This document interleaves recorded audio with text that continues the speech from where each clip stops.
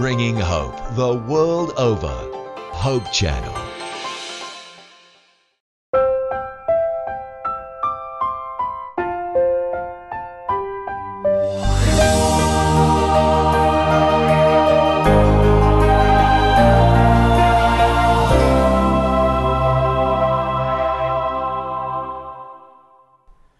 Minamahal po namin mga taga-subaybay, kami po ay nagpapasalamat sa Panginoon dahil po binigyan na naman niya tayo ng panibagong pagkakataon na magkasama-sama at makapag-aral ng kanyang banal na salita. Ako po ang inyong lingkod muli, Pastor Ben Casimiro, at sa ating pong panibagong serye ng ating talakayan ay balik po sa ating programa si Pastor Jose Orbe Jr. Welcome, Pastor! Salamat, Pastor Ben, at kami po ay maligayang maglilingkod sa inyo sa ating pong pag-aaral at sana'y maging kapakinabangan sa atin itong ating bagong topiko.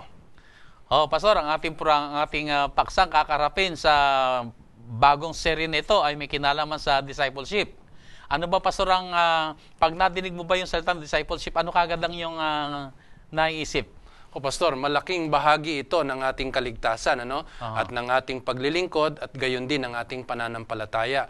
Hindi ko maisip kung papaano gaganapin ang lubos ng Panginoon ang pagbabago ng ating puso kung wala yung pagiging alagad. Kaya parating merong tatlong sangkap yan, Pastor. Yung salita ng Diyos, yung tamang ugnayan at relasyon, at syempre hindi mawawala yung paglilingkod o yung ministry. Ang layunin nito, Pastor, upang malubos tayo ng Panginoon na maging katulad ng ating Panginoong Hesus. Kaya napakaganda na ito'y mapag-uusapan natin. Kasi hindi po pwedeng tumigil sa panibagong kasiglahan lamang o di kaya binago ang ating puso. Kinakailangang lumakad tayo kasama ni Kristo katulad ng kanyang mga alagad. So doon mo nakita ang pagiging alagad ng ating Panginoon? Aba, syempre. Binigyan niya ng halaga yan, Pastor. Kaya mapansin mo, hindi idiniin ng maraming kasulatan yung madaming binautismuhan ni Kristo. Kundi tinutukan niya yung 12 mga alagad upang ipakita sa atin ang kahalagahan ng pagiging alagad. Okay, so maganda yan, Pastor. At bago tayo magpatuloy, magandang atin mo ng anyayahan ng Banal na Espiritu na patnubayan tayo at bigyan tayo ng pagkaunawa ayon sa kanyang banal na panukala. Tayo muna po'y dumako sa ating panalangin. Pangunahan tayo, Pastor. Tayo po'y manalangin. Dakila at mahabagin naming Diyos, pinagmumulan ng pag-ibig at higit sa lahat kapangyarihan ng banal na Espiritu upang baguhin ang aming mga buhay sa kasalanan. Dinggin ninyo, Panginoon, ang aming paglapit sa inyo, na sa aming pag-aaral ng paksa ng pagiging alagad ay tunay na mahayag sa amin ang kabutihan at pag-ibig ng aming Panginoong Hesus.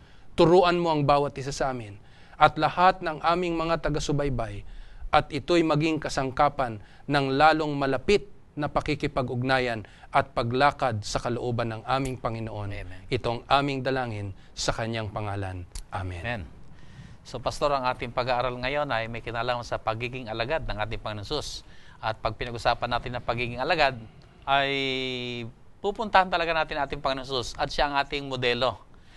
Paano tayo magiging alagad? Ipinakita rin niya sa atin kung paano natin ito gagawin. Siya ang ating modelo, siya ang sa ating susundan.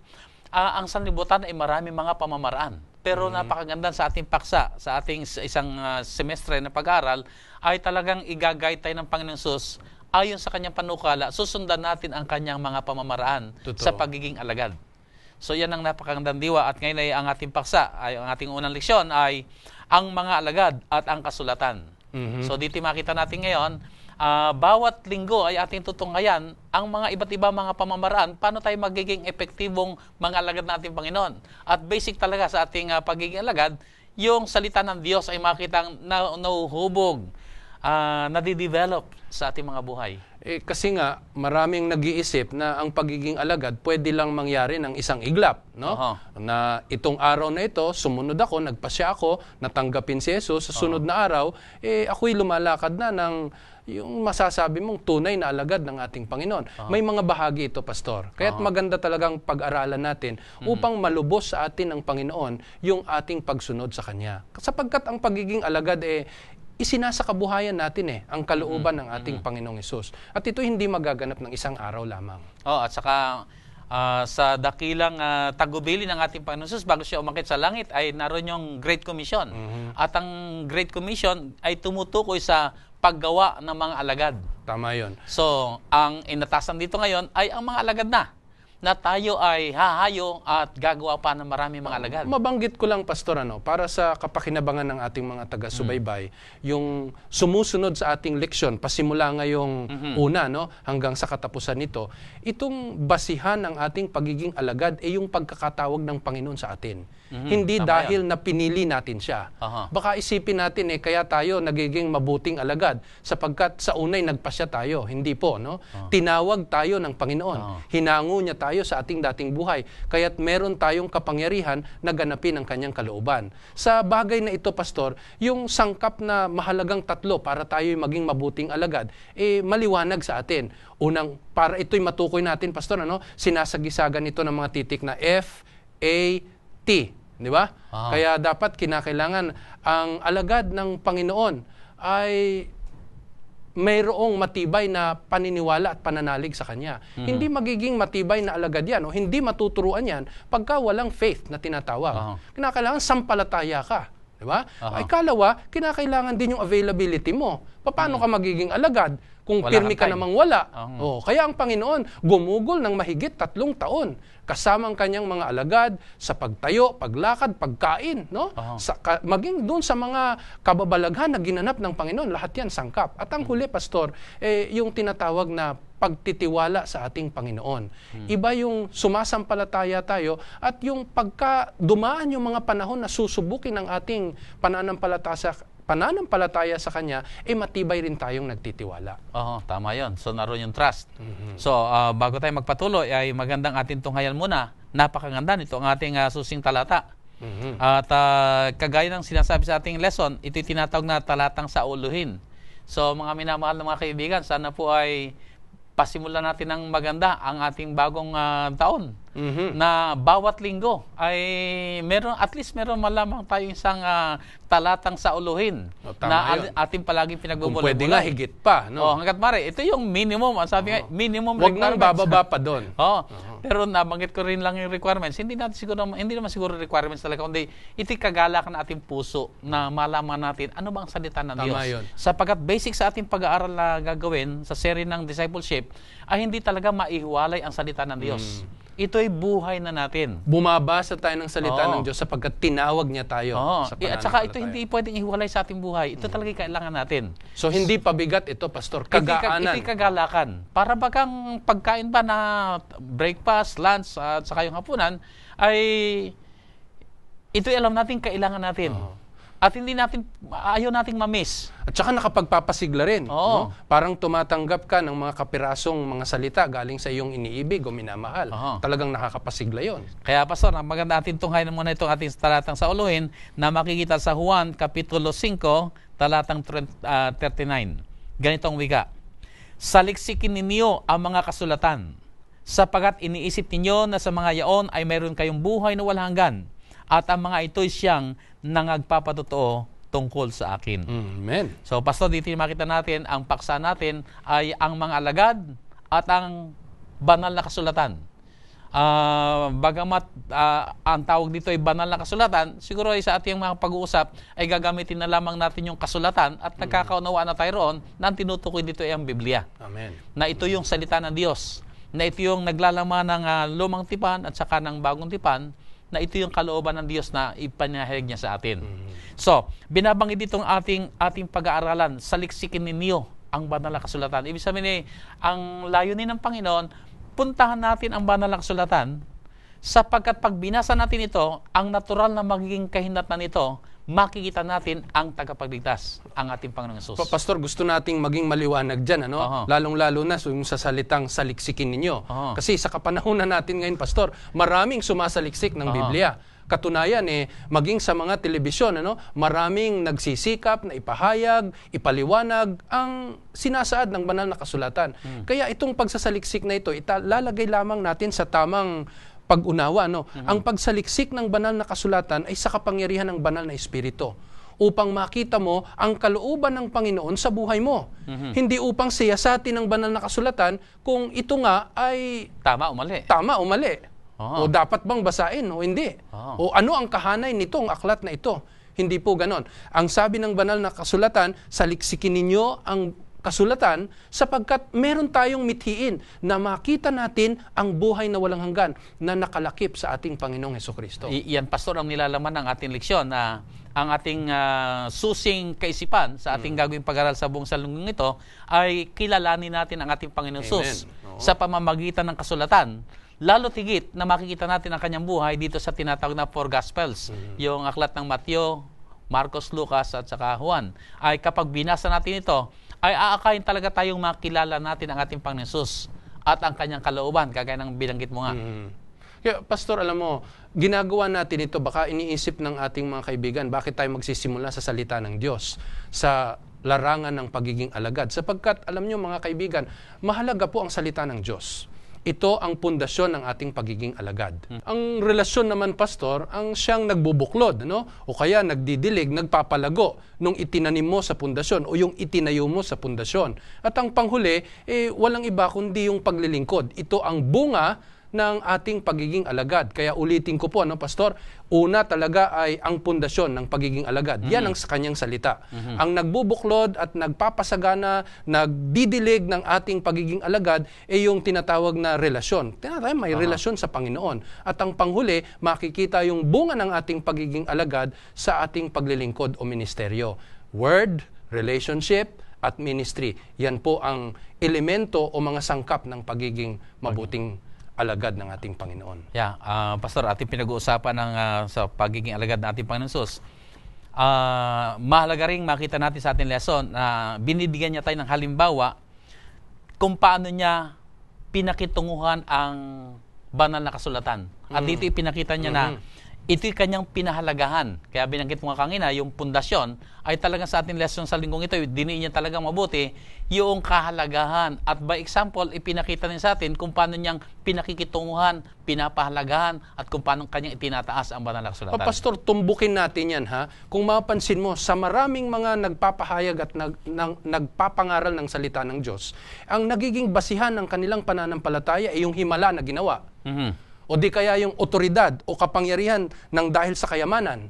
No? Ang tamang pagiging alagad sa ating Panginoon ay nakasalig sa katotohanan, sa banal na kasulatan. Kung ito'y naihahayag sa ating ipinangangaral at nakikita sa ating buhay. Kaya talagang mahalaga, papaano pinagpahalagahan ng ating Panginoon ang banal na kasulatan sa kanyang buhay. So bilang alagad ay tutularan natin ang ating Panginoon Sus. Tama. Na sa kanyang mga pagsaksi o sa kanyang mga pakikipag-usap o ano man ang kanyang ginagawa, ang lahat ay talagang nakabase sa banal na kasulatan. At pupuntahan niya talaga ang banal na kasulatan. At meron tayong ebidensya dyan, Pastor, sa banal na kasulatan. Maalala mo ang kabataan ng ating Panginoong Hesus. Sa ganap na 12 taong gulang, no? Nakikipagtalastasan siya sa mga tagapagturo ng banal na kasulatan. Ibig sabihin, doon may matutukoy na natin na tinupad ng kanyang mga magulang ang pagtuturo sa kanya ng salita ng Diyos sa pasimula pa lang. Hudyo di ba? Deuteronomio Kapitulo 6, no? Ipinakilala na dapat turuan ng kanilang mga bata. Kaya pagdating ng 12 taong gulang, hindi masukat akalain ng mga tagapagturo ng kautusan. Bakit ganito ang dunong ng kabataang ito? Sapagkat talagang tinukoy na ang kanyang mga magulang ay nagturo sa kabataang ito sa kahalagahan ng salita ng Diyos.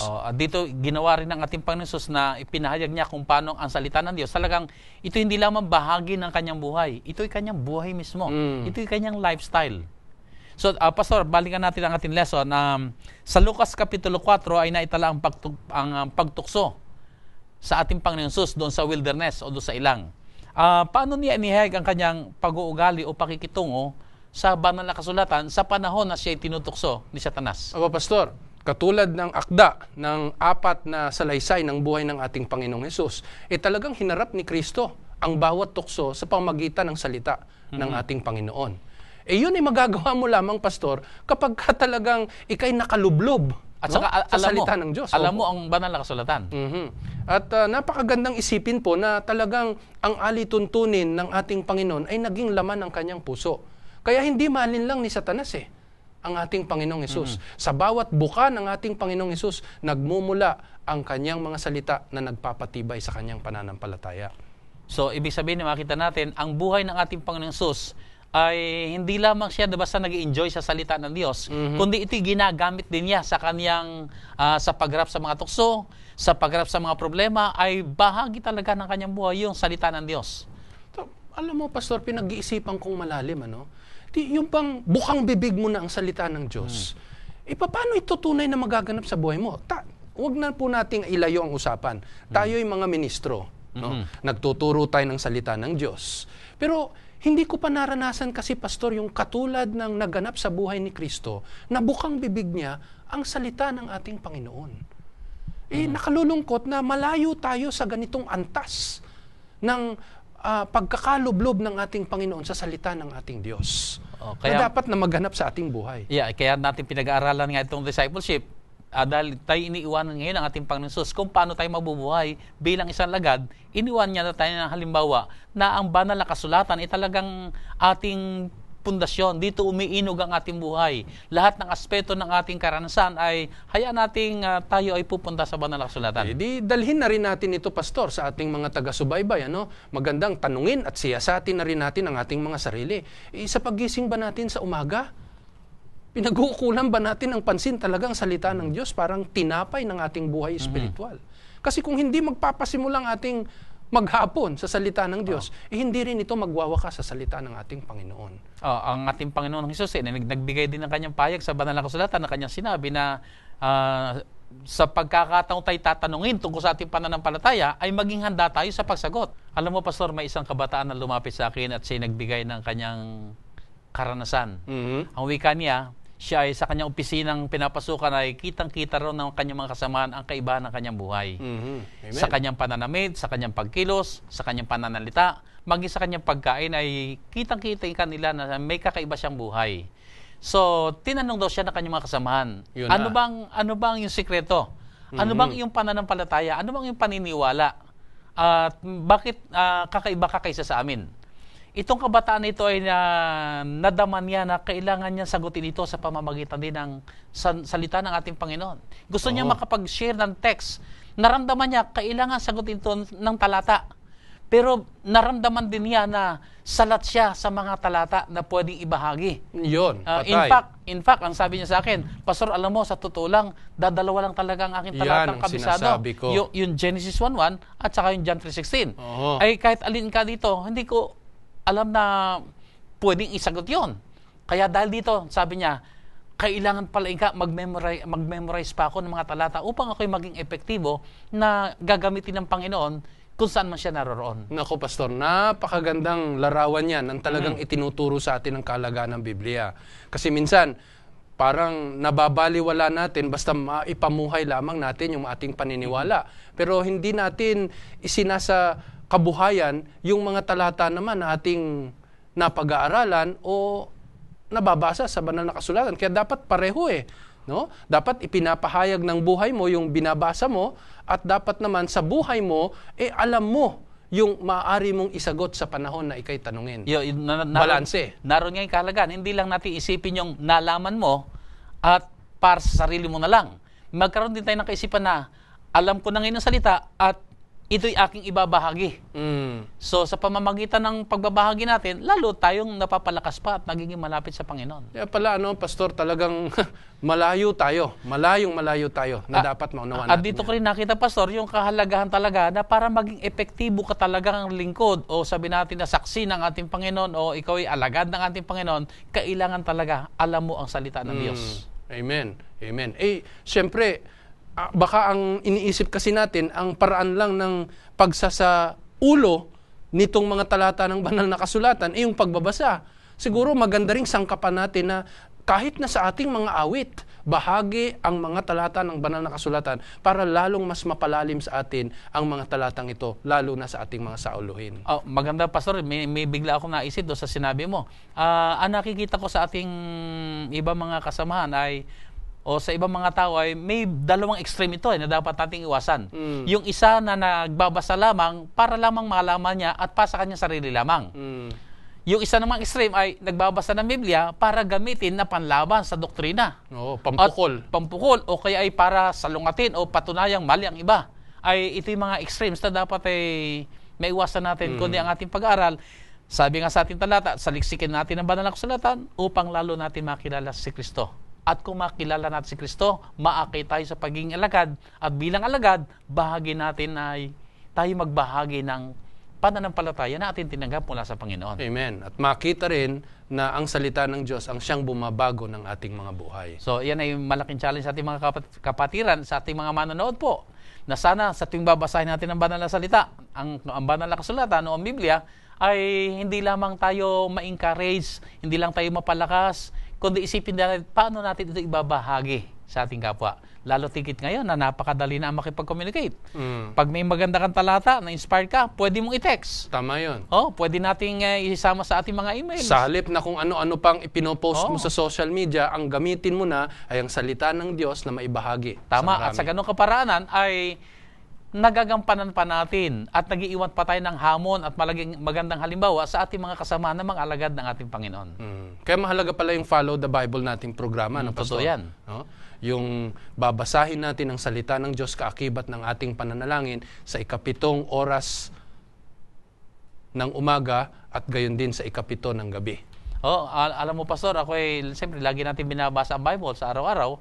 Ako ay nabe-bless sa tuwing babasa ng Bible. Pero dahil dito sa ating pag-aaral, nagkaroon ako kaisipan na hindi lang ako makinabang. Kung ano man yung napulot ko doon sa talatang ating binasa na ako'y na-bless, ang iniisip ko ngayon ay i-share ko rin yun na sa pamamagitan nito ay mas marami mga tao rin ang ma-bless pa ng salita ng ating Panginoon. Naisip ko rin, Pastor, ginamit ng ating Panginoong Hesus ang mga talata ng banal na kasulatan sa kanyang pagharap sa mga tukso. Kung aalalahanin natin, maraming tukso ang hinaharap natin sa maghapon. Totoo yan. May naaalala ba tayo na nahuhugot nating talata at naibabangon nating talata mula sa ating kaisipan mula sa ating kaisipan, mula sa banal na kasulatan, na masasabi nating naging kalasag natin sa paglaban sa mga tukso. Totoo yan, Pastor. Palaging dumarating sa atin ng tukso.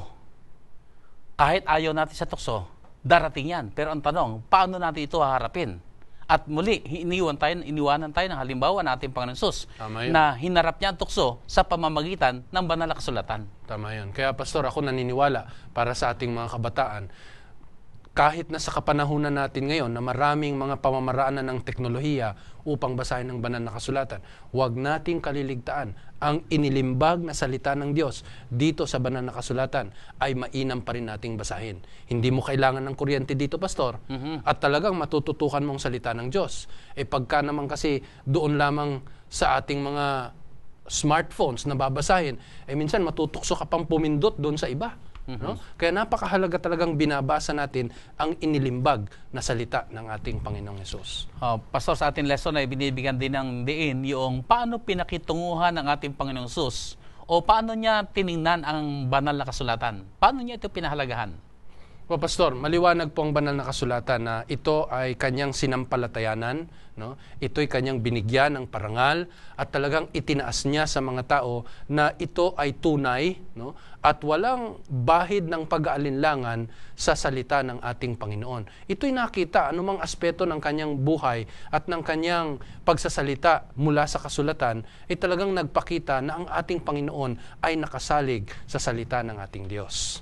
Tama, Pastor. At ito ay talagang idiniin ng ating Panginoong Hesus dito sa aklat ng Juan, Kapitulo 17, sa talatang 17, ganitong wika, pakabanalin mo sila sa katotohanan. Ang salita mo'y katotohanan. So, ang ating Panginoong Hesus ay tinignan niya ang banal na kasulatan na talagang maasahan, tiyak, tunay, at itinuturo niya tayo na ito ang ating gawing buhay sa araw-araw. Pastor, sa Sermon on the Mount, na makikita natin ito sa Matthew chapter 5 hanggang 7, paano ipinahayag ng ating Panginoong Hesus ang salita ng Diyos sa publiko? Alam mo, Pastor, kung babalikan natin ang kasaysayan ng Israel hanggang doon sa punto na muling binalikan ng ating Panginoong Hesus ang mga kautusan na kanyang ipinagkaloob sa kanyang bayan, naiwan sa mga tao para lamang sa pagganap ng kautusan o ng salita ng Diyos, yun na lamang masabing sila'y sumusunod. Subalit, ang diwa ng kautusan o ng salita ng Panginoon ay tila nakalimutan na nila. Ibig sabihin ay kulang sa espiritu. Kulang sa espiritu. Kaya Basta mapapansin lamang mo, makasunod. maraming pagkakataon na tinukoy ng Panginoon ang titik ng kanyang kautusan at ng kanyang salita ayon sa lumang tipan, subalit parati niyang ipinapakita kung papaano ito marapat pang maganap at bumago ng ating mga buhay. Katulad halimbawa ng huwag kang mangangalunya. Para sa kanila, ang kaisipan lamang o ang titik lamang ng salita ng Diyos doon sa hindi pagganap ng pangangalunya. Subalit ang diwa nito maging sa ating kaisipan pagka tayo'y nagnanasa sa isa nang mayroong pag-iimbot at kasama dito ang dala ng kalibugan, nagkakasala rin tayo.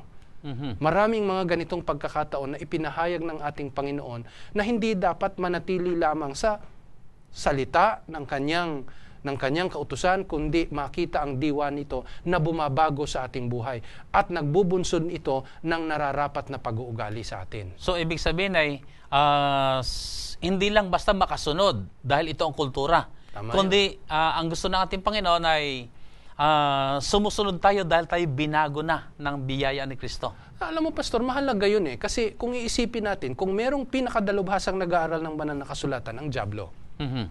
At tatandaan natin, ginagamit din ng dyablo ang salita ng Diyos upang tayo'y lituhin at dalhin tayo sa pagkakasala. Hindi ba sa mga tuksong iginawad niya sa ating Panginoong Hesus banal na kasulatan din naman ang kanyang hinahango.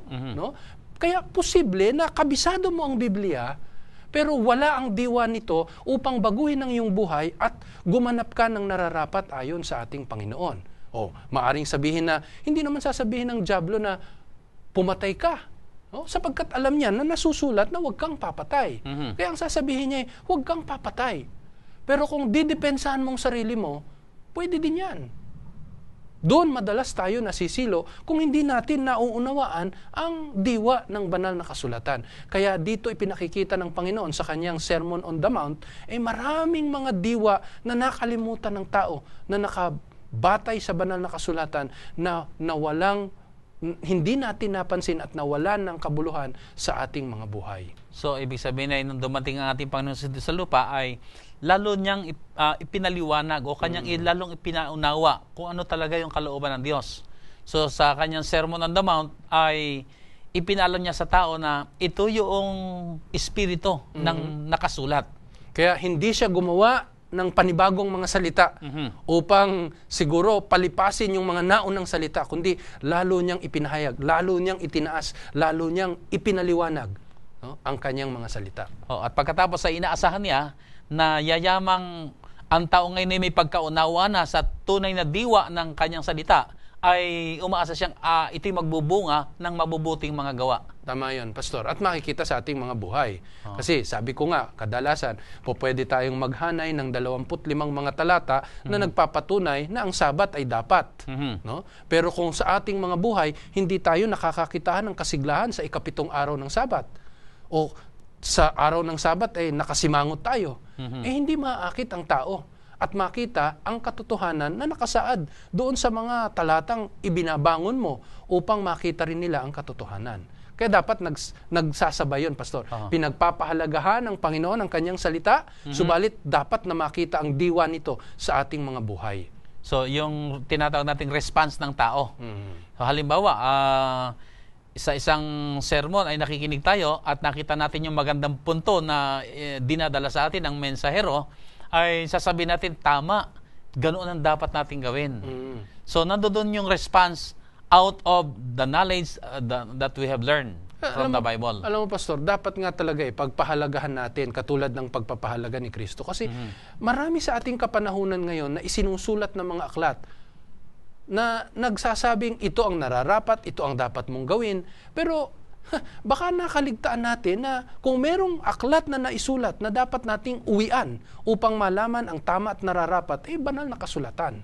Katulad na lamang nitong sabi sa 2 Timoteo, ang kapitulo ay 3. No? Kung babasahin ko dito sa banal na kasulatan, Pastor, ang talata ay 16. Ang sabi ng banal na kasulatan ay ganito: ang lahat ng mga kasulatan na kinasihan ng Diyos ay mapapakinabangan din naman sa pagtuturo, sa pagsansala, sa pagsaway, sa ikatututo na nasa katwiran. Kaya, kita mo, doon pa lamang ay ipinakikita sa atin na walang po pwedeng hindi sansalain ng banal na kasulatan.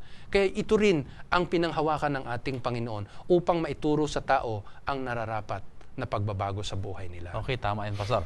Dito sa ating lesson, Pastor, ay merong katanungan, paano natin maiwasan ang pagiging legalista, mapanghusga at mapaghatol na pagpapahayag?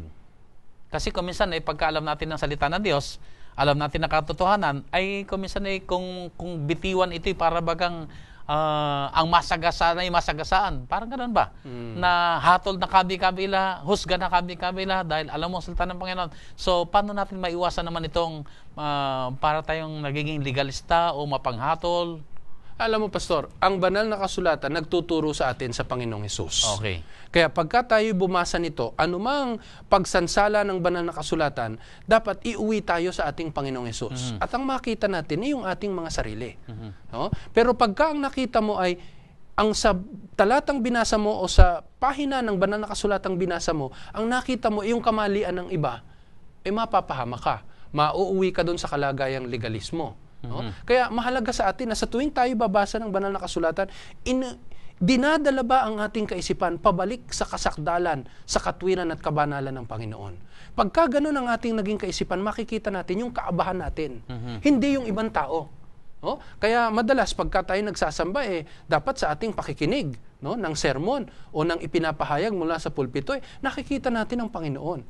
Sunod na makikita natin, malayo tayo sa pamantayan ng Panginoon. Sa ganung kalagayan, hindi mo makikita yung karumihan ng iyong kapwa. At ito'y dadalhin mo sa Kanya ng may pagbabago sapagkat unang binago ang iyong buhay. Naranasan mo ang biyaya ng Panginoon, so magiging ganun ka rin sa pakikitungo sa iyong kapwa na pakitaan din siya ng kahabagan. Totoo yun. Ang katotohanan ay kailangan talagang ipahayag. Hindi natin sinasabi na, ay mali yan, hayaan na lang natin sila. Yayamang alam natin ang sinasabi ng banal na kasulatan, alam natin ang tama, ito'y atin ding ipapaabot sa ating kapwa. Pero hindi para humusga o humatol o magmaliit o maliitin sila o hamakin sila, kundi yung hangarin din natin sila ay mapabuti at maibalik sa Panginoon. Kasi nga, palibhasa na pagka nabasa natin, ang dapat talagang makita natin ay dito pala ako nagkulang. No? May likas tayo sa kalagayang kasalanan kasi makita mo na yung pagkukulang ng ating kapwa. At doon tayo nauwi sa legalismo niyan. Pastor, ako ay mayroong karansa na nakapulutan ko ng napakagandang aral sa buhay ni Daniel. Sa Daniel chapter 4, ang hari ay nagkaroon ng panaginip. At naunawaan ngayon ni Daniel ang kahulugan noon, na siya ay nadadating ang hari sa kahatulan, na siya tatanggalin sa kanyang luklukan, na siya parang magiging hayop. Nung maunawaan ito ni Daniel, nalungkot siyang lubos. At ang wika ng banal na kasulatan, 1 oras siyang hindi makapagsalita. Na ang ibig sabihin nito ay nalungkot siya sa sasapitin ng hari. Pwede naman niya sabihin ng diretsyo na, mahal na rin, ito po ang kahulugan ng panaginip mo. Ikaw hinatulang ka na ng Diyos at ikaw mapapahamak. Pero hindi ganoon ang ginawa ni Daniel. Sinabi pa rin niya pero ipinakita niya to na mayroong kapighatian sa kanyang puso. Siya'y nalumbay sapagat naunawaan niya na ang hari mapapahamak.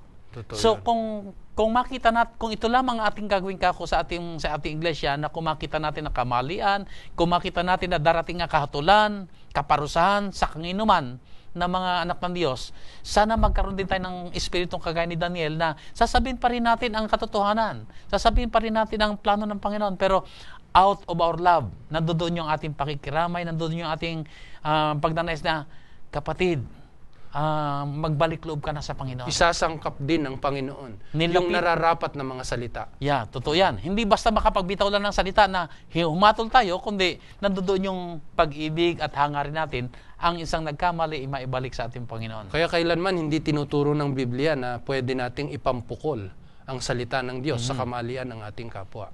Kundi akayin natin sila sa pag-ibig ayon sa salita ng Diyos. Tama yun. So kung ito'y ating gagawin, ay ito yung mga pamamaraan ng Panginoon ngayon na inaakay tayo kung paano tayo lalo magiging mabuting alagad niya at gagawa rin ng mga alagad na dadalhin sa ating Panginoon. Okay, sa ating pag-aral pa, Pastor, ay sa mga maliliit na pagtitipon naman, sa mga pakikipag-ugnayan ng ating Panginoon sa tao na isahan o dalawahan o siguro isang maliit na pulutong, paano niya ginagamit ang salita ng Diyos? Lalong maintindihan natin, Pastor, ang sagot sa tanong na ito kung babalikan natin ang kasaysayan. Alam mo, hindi sa lahat ng oras ay meron silang makukuhang banal na kasulatan upang basahin sa kapwa, no? Lalo na sa personal na pagsaksi o relasyon. Sa kadalasan, ang mga kasulatang ito, lalo na yung mga propesiya at sa mga propeta, nakikita nila at nababasa nila sa sinagoga. Kaya mapapansin mo, pagka sinisipi ng ating Panginoon ang salita ng Diyos sa kanyang mga pananalita, nangangahulugan lamang na mayroon siyang malalim at talagang nauunawaan niya na isa sa ulo niya ang mga talatang ito. Kaya maging sa kanyang personal na pakikipag-usap, makikita mo, sinisipi ng Panginoon ang mga talatang ito. Lalo niyang napapatibay na batid niya ang kahulugan ng mga talata at ito rin ang nagpapatibay ng kanyang kredibilidad na nakakaunawa sa kanyang mga binabasa at sa kanyang ibinabahagi. Yeah, Pastor, napakaganda na sinabi mong yan. At ito'y napakalaking hamon sa atin lahat, mga minamahal mga kaibigan. Tayo lahat sa iba't ibang pagkakataon ay may nakakausap, may nakikita tayong nakakasalamuha tayo. Pero sa ating pakikipag-usap ay lumalabas ba sa ating bibig yung salita ng Diyos? Tayo ba'y nakapagbabahagi upang mag-iwan man lamang ng inspirasyon sa mga nakasama natin? Hindi pa nga tayo makakapagsalita ng talata kasi wala yung Biblia. Hahanapin pa yung Biblia, no? So, naroon ang punto na dapat meron tayong mga kabisado na. At maging handa tayo na sa pagbabahagi ng salita ng Panginoon. Tama po yun. Ay, hindi, tama yung sinabi mo, hindi lahat ng pagkakataon may dala tayong Biblia. Pero ang punto rito ay ito ngayon ang hamon sa atin bilang alagad, alamin natin ang sinasabi na banal na kasulatan at maging handa tayo palagi sa lahat ng pagkakataon ay makapagbahagi kung mabibigyan tayo ng pagkakataon. Ano, Pastor, kasi hindi natin minsan nadadama na pagka tayo'y nagwiwika o nagsisipi tayo ng mga talata sa banal na kasulatan, ginagamit din ito ng banal na espiritu upang maghulog, no, ng butil ng katotohanan sa makakapakinig. At doon ay yayabong ito sa pamagitan ng banal na espiritu. Kung wala tayong handang sipi, katulad ng ating Panginoong Hesus, nawala ang pagkakataong ito. Kaya mapansin mo, ipinangaral ito ni Timoteo sa nakababatang alagad. No? Pakinggan natin sa 2 Timoteo Kapitulo 2, ang talata ay 2. Ang sabi ng Biblia, at ang mga bagay na iyong narinig sa akin, sa gitna ng maraming saksi, ay siya mo ring ipagkatiwala sa mga taong tapat na makapagtuturo naman sa mga iba. Kaya mahalaga po talaga na makapagsasabi tayo ng sipi mula sa banal na kasulatan sa mga panahon na mangangailangan ng banal na espiritu ng mga butil ng katotohanan sa puso ng mga taong makakapakinig. Pastor, napakaganda ng sinabi mo. At yung binanggit mong talata na yan, isa sa aking mga paborito. At actually, yung talatang yan ay talagang patungkol sa discipleship. Ang tawag ko nga rito ay sa himpilan ng 2:2:2. Tatlong dos yan eh. 2 Timoteo, Kapitulo 2 at talatang 2. At dyan natin makita na tayo magbahagi at yung ating binahaginan ay magbabahagi rin. At yung binahaginan na yon ay magbabahagi rin. So tuloy-tuloy na ngayon, yan ang discipleship. Now, Pastor, isa pang nais kong pansinin natin, ang ating Panginoon Hesus ay nabanggit mo kanina na palaging handa na nagbabahagi o mahalaw o ng mga sipi galing sa banal na kasulatan. Sa ating lesson ay binabanggit sa aklat ng Lucas Kapitulo 24 na ang ating Panginoon Hesus ay naglalakad doon sa tinatawag na Emmaus Road. At meron siyang... Ito'y pagkatapos na siya'y buhay na maguli. Oo, natapos na. May dalawang lalaki naglalakad at siya'y sumabay, hindi siya nakilala, pero sa kanilang mga pag-uusap ay napag-usapan ng tungkol sa naging kamatayan ng ating Panginoon Hesus at mayroong kapanglawan. Pero ang ating Panginoon Hesus ay sumabay sa kanila at ibinahagi niya ang propesiya na galing sa lumang tipan, ang propesiya ng pagdating ng Mesiyas at ng kanyang muling pagkabuhay. At dahil dito ay, ang sabi po sa talatang 32 ay, at sila'y nangagsabihan, hindi baga nag-aalab ang ating puso sa loob natin habang tayo kinakausap niya sa daan, samantalang binubuksan niya sa atin ang mga kasulatan. So ang nais kong tingnan natin dito, ang Panginoong Hesus ay talagang, ito na yung kanyang ugali na magbahagi ng salita ng Diyos na nagbibigay ng pag-asa sa mga taong namamanglaw. Ang kagandahan nun, Pastor, ang ibinahagi niya mismo yung mga pagkakabalangkas ng lumang tipan sa ginanap niyang ministeryo bilang ating Panginoon. At mapapansin mo, pagka ang Panginoong Hesus at ang kanyang talambuhay ang pinag-usapan, talagang maaakit ka, gumagawang banal na espiritu upang lalong maging malalim ang ating pananabik sa ating Panginoong Hesus. Kita mo, Pastor, tinitingnan ko lamang ang hanay ng napakaraming mga pelikula na ginawa sa talambuhay ng ating Panginoong Hesus. Hanggang ngayon, hindi naluluma ang talambuhay ng ating Panginoong Hesus. Kaya nang ito'y kanyang balangkasin mula sa pasimula sa lumang tipan, doon sa 2 alagad, talagang yun ang nagpaalab ng kanilang puso. No? Hanggang sa ngayon, Pastor, mahalaga pa rin mabalikan natin ang talambuhay ng ating Panginoong Hesus. Paulit-ulit na ito'y binabasa natin para bang nagbabangon ng mga panibagong katotohanan na hindi natin naranasan o kaya nasa liksik nung mga nauna. At dito lalo tayong nagiging malalim sa ating pakikipag-ugnayan sa Diyos. Sa aking pag-aaral ng banal na salita ng ating Panginoon, ang isang nagpapaalab sa aking pag-aaral ay kapag nakita ko sa talata ang ating Panginoong Hesus. So, ang prinsipyo kung gustong tinan dito ay kapag ka ating binuksan ang salita ng Diyos at hinanap natin ang ating Panginoong Hesus at nakita mo kung paano nagkaroon ng kaganapan sa Kanya, kung paano ang ating Panginoong Hesus ay naitaas at nakita natin ang ating Panginoong Hesus ay naluluwalhati, ito yung nagpapaalam sa aking puso. Totoo yun. Hindi ko alam sa ating mga taga-subaybay, sa inyong pagbabasa ng salita ng Diyos, paano nyo nakita na nag-uumalab ang ating puso sa kagalakan samantalang binabasa natin ang kanyang banal na salita. Tama yun. Hindi mo na itatanong, Pastor, sa aking mga anak, pagka kami nagbabasa ng talambuhay ng ating Panginoon, meron silang mga naitatanong sa akin na paulit-ulit kong binasang talambuhay ng ating Panginoon, pero may naibabangon silang mga katanungan na hindi natin nakikita. Kaya makikita mo, hindi namimili ang banal na kasulatan. Matanda o bata, pagka binasang talambuhay ng ating Panginoon, nagbabangon siya sa pamamagitan ng kapangyarihan ng banal na espiritu ng mga punto upang lalo tayong maging malapit sa ating Panginoong Hesus. Okay, tama yun, Kaya, Pastor, gusto ko pong patibayin yung ating pinasimulan kanina.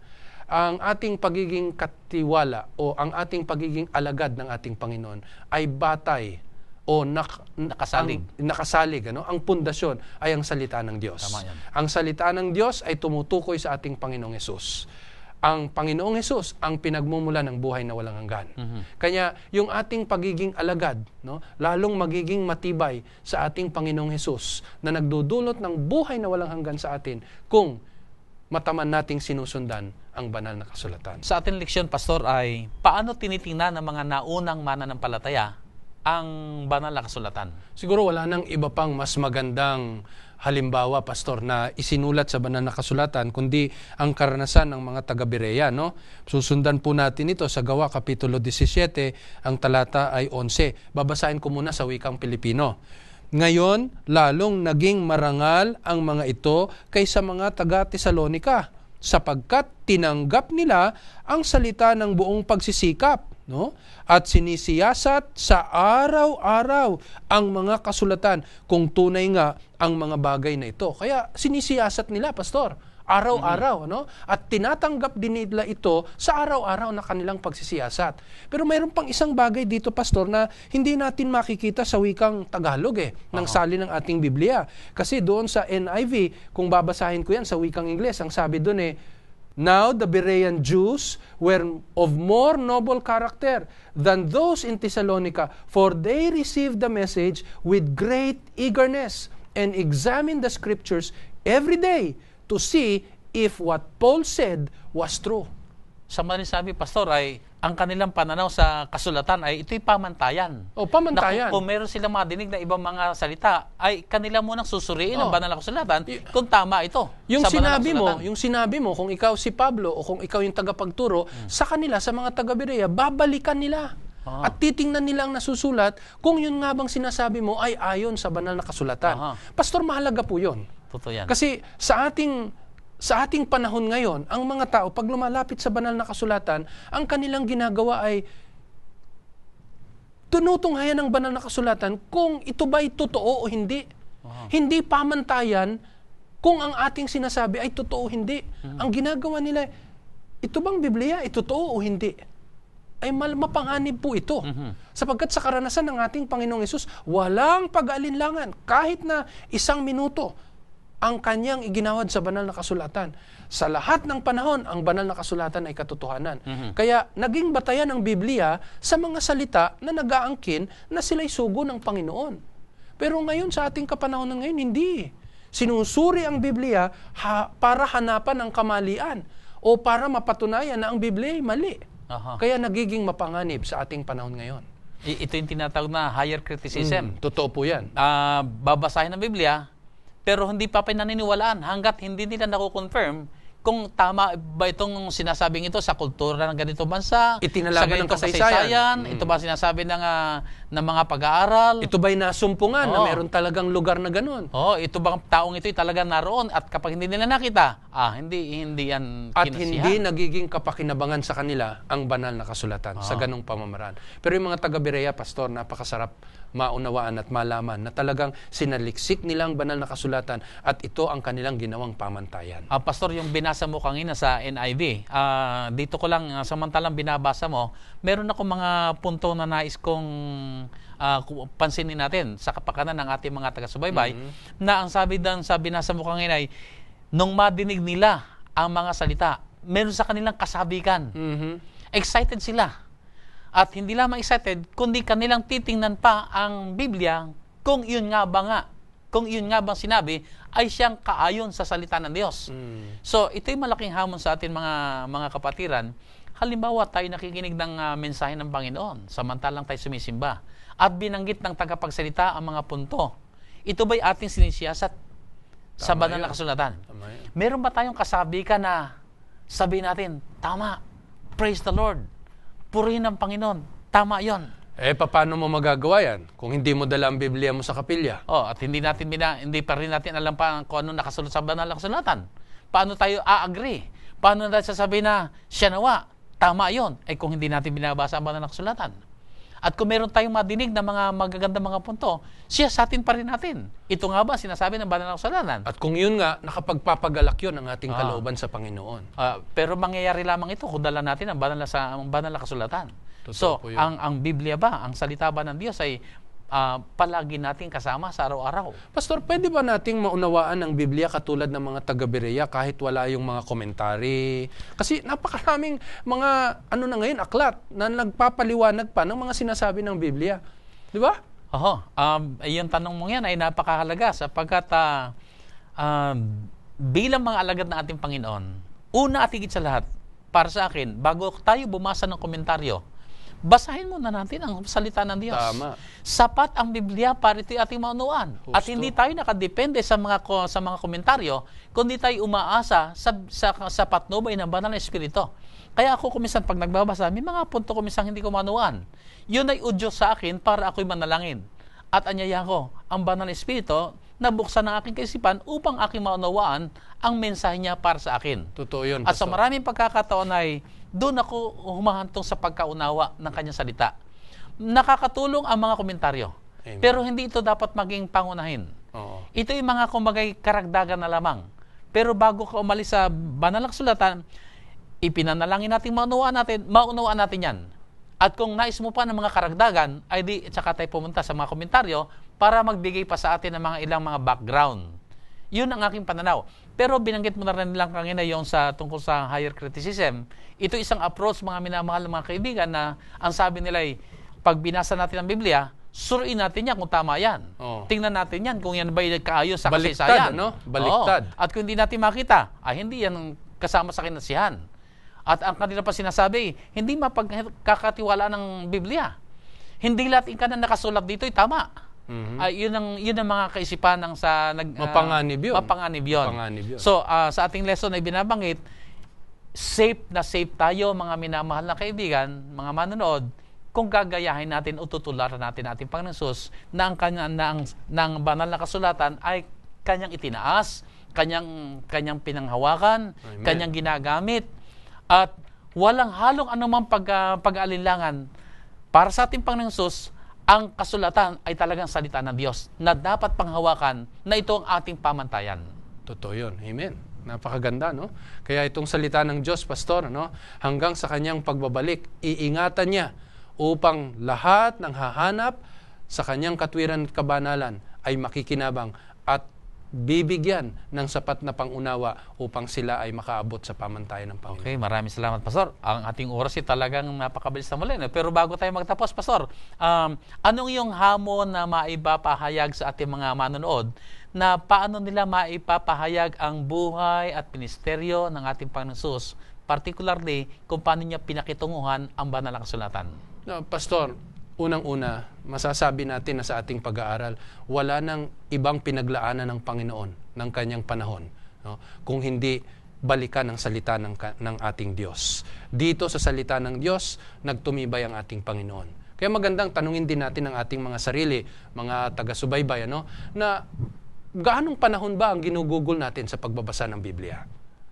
Alin ba ang mga bahagi ng ating buhay na higit pa ang binibigyan natin ng panahon kaysa yung ating saliksikin ng banal na kasulatan?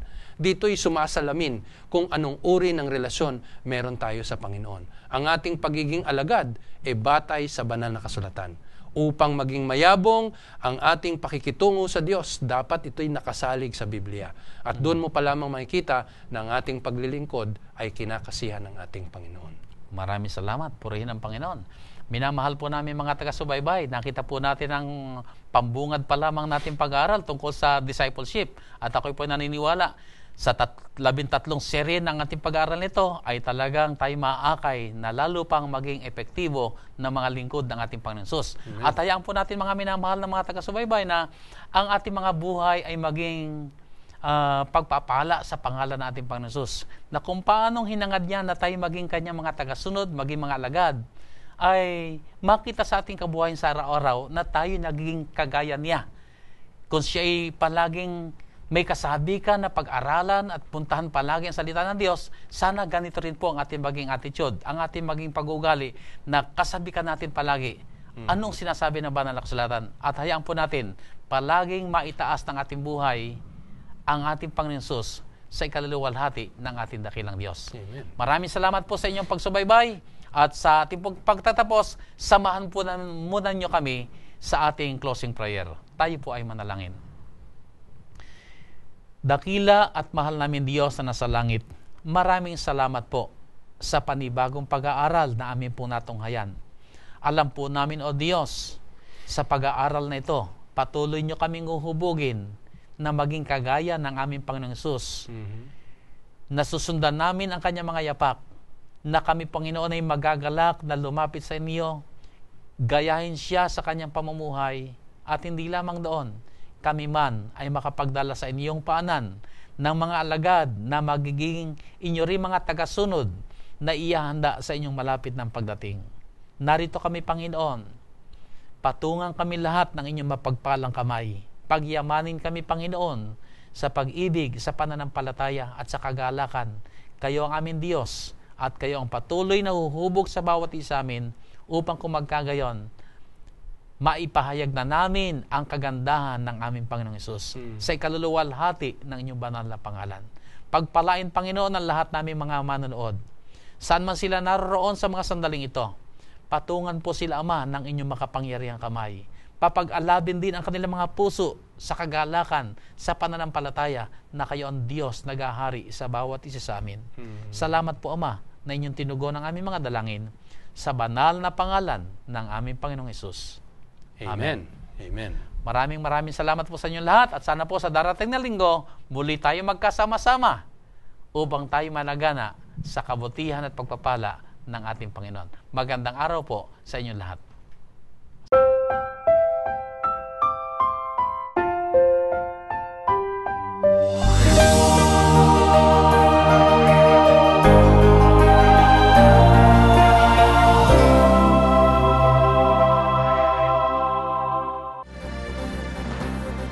Presenting the best news in the world.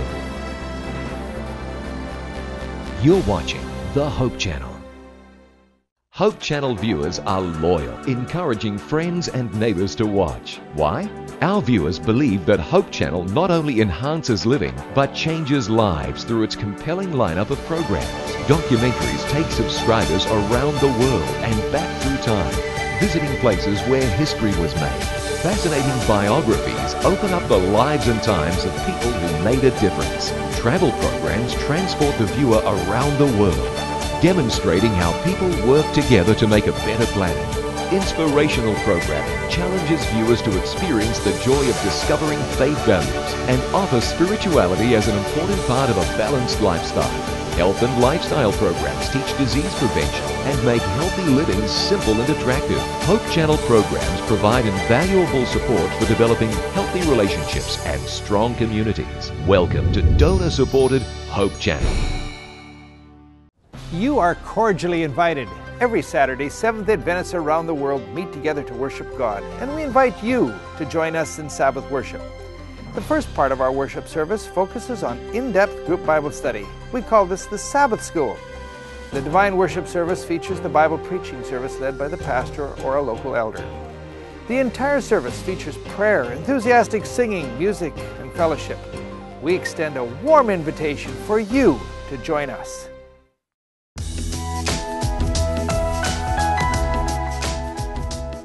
With the high rate of divorce today, many young adults who are dating are wondering if it's worth it to be married. Is it possible to be happy in marriage?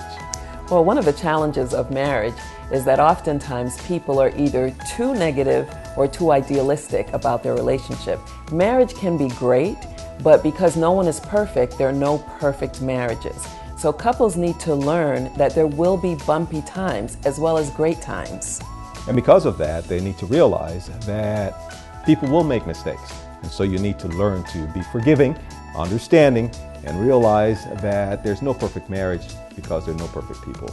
But if you are aware of that fact and you know that marriage is difficult, then you can prepare yourself and respond in a way that's constructive and that can build your marriage.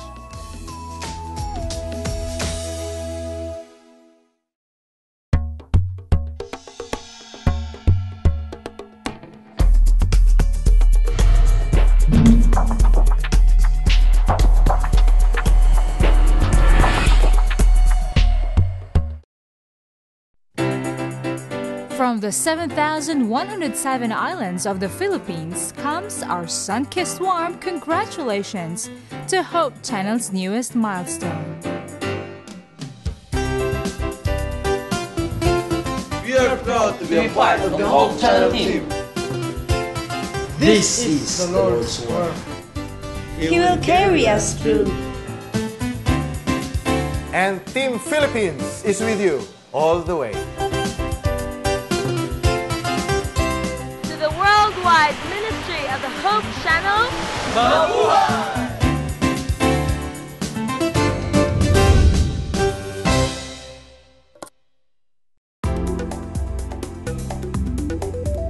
Being held captive by a plant and then killed by it sounds like science fiction. Really? A tobacco plant captures its prey through the stimulation that nicotine supplies and then shackles its victim with the ongoing dependence on this potent drug. Nicotine reaches the brain 7 seconds after inhalation. It is one of the most potent central nervous system drugs, and when compared milligram for milligram, it is 10 times more powerful a mood elevator than heroin, cocaine, or methamphetamine. It works in the pleasure-reward portion of the brain that works with our reasoning and memory. The administration of nicotine causes the sensation of pleasure, the shackles that bind its users. In effect, tobacco use imparts fingertip control over mood and pleasure. But all this is at a price that could cost you your life. Take the step, break the habit. Presenting the best news in the world. You're watching the Hope Channel. Hope Channel viewers are loyal, encouraging friends and neighbors to watch. Why? Our viewers believe that Hope Channel not only enhances living, but changes lives through its compelling lineup of programs. Documentaries take subscribers around the world and back through time, visiting places where history was made. fascinating biographies open up the lives and times of people who made a difference. Travel programs transport the viewer around the world, demonstrating how people work together to make a better planet. Inspirational programming challenges viewers to experience the joy of discovering faith values and offer spirituality as an important part of a balanced lifestyle. Health and lifestyle programs teach disease prevention and make healthy living simple and attractive. Hope Channel programs provide invaluable support for developing healthy relationships and strong communities. Welcome to donor-supported Hope Channel. You are cordially invited. Every Saturday, Seventh-day Adventists around the world meet together to worship God, and we invite you to join us in Sabbath worship. The first part of our worship service focuses on in-depth group Bible study. We call this the Sabbath School. The Divine Worship service features the Bible preaching service led by the pastor or a local elder. The entire service features prayer, enthusiastic singing, music, and fellowship. We extend a warm invitation for you to join us.